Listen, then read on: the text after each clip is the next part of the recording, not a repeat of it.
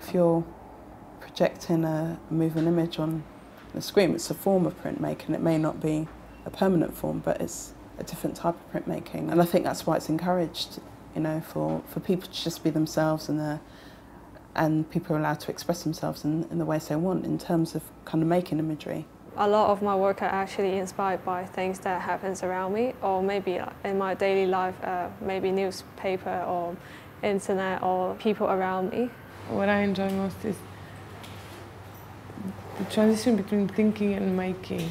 It also allows you to make very swift visual responses as well. If there's a concept and you want to execute it very quickly, then printmaking can really, really facilitate you in doing this. Exposing how things work seems to be becoming really apparent to me. I started collecting postcards that all had the theme of trees, which was a job lot of postcards I got off eBay. So I was kind of interested in them as being one person's like personal taxonomy of what a tree is or what nature is. That's what it is to them. I wanted to make a piece of work with them, but how do I make them mine? How do I stop them just being old postcards, basically? So it was kind of a question of transformation, really. But as soon as I blew these things up, I became interested in the 4-colour dot mechanism that exposes how they were printed. And these diagrams that I've made are all diagrams of how crystals form, which they form by replicating themselves. So one will replicate itself into others, and it's kind of this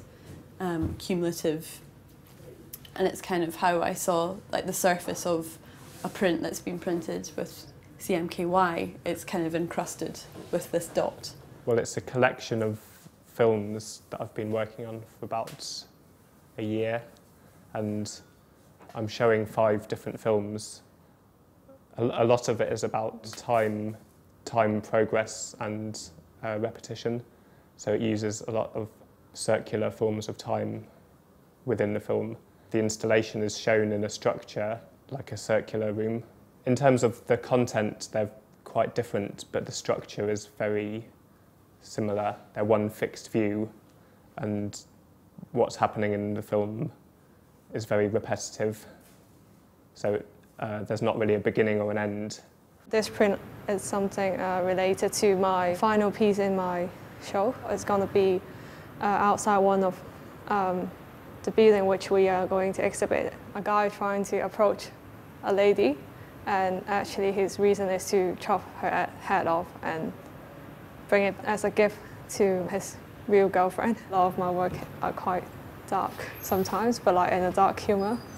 So even though it is talking about things which is quite nasty, but I always want to leave a space for people to have a laugh, to laugh a bit, yeah.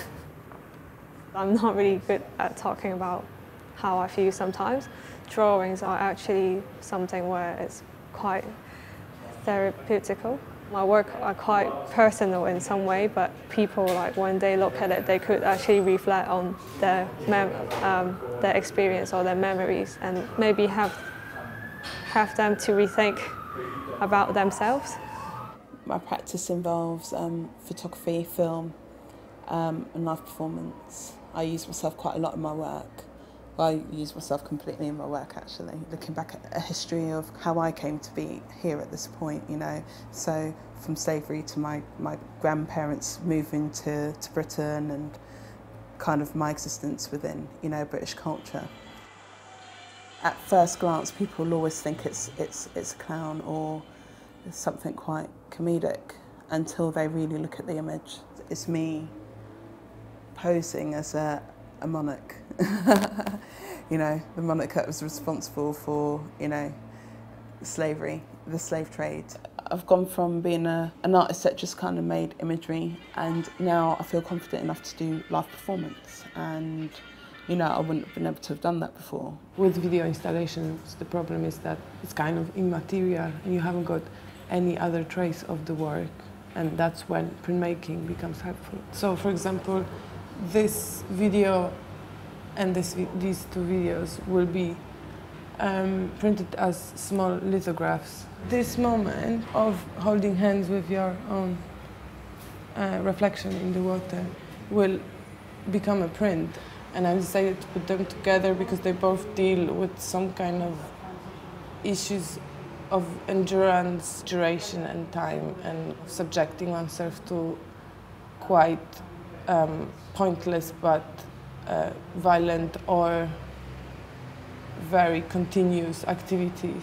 So this is a technique called aquatint, and it's a means of gradually building up a negative on a plate. It's about patience and sustained looking at an image, which is something I feel that is possibly being lost in this day and age as well. As far as the specific social context of the image is concerned, this one comes from a body of research that I was doing out in Arizona to visit the Hopi tribe in the Third Mesa. And members of that tribe in around 1910 had protested against an act which deported Native American children from their schools. The children were compelled to go here with state troopers enforcing them, and then they were given a new name and they cut their hair, and a new religion. This kind of massive cultural dislocation. And the results of this protest were that about 14 of their men were sent to Alcatraz prison afterwards. The specific context is a theatre set from which I can operate and ask questions. When you think of the type of work that's produced from this department, it ranges so vastly from, from drawing or more traditional print methods right through to film and digital work, and I just think that kind of juxtaposition is really interesting. The tutors are really supportive and the students are all supportive of each other. That's where I get the most help really, from showing work to tutors and other students and talking about it. The diverse media that we have surrounding us here, it's very often there's kind of the fertilization between disparate processes, which is very exciting, and the crossover and the cross sort of pollination that you get can provide some of the most interesting work, so challenging the technicians, etc. The amount of seminars and activities crits, exhibitions, talks that you are kind of put into, this is what made this place for me interesting. During these last 2 years, we didn't really have time to be anywhere else than here.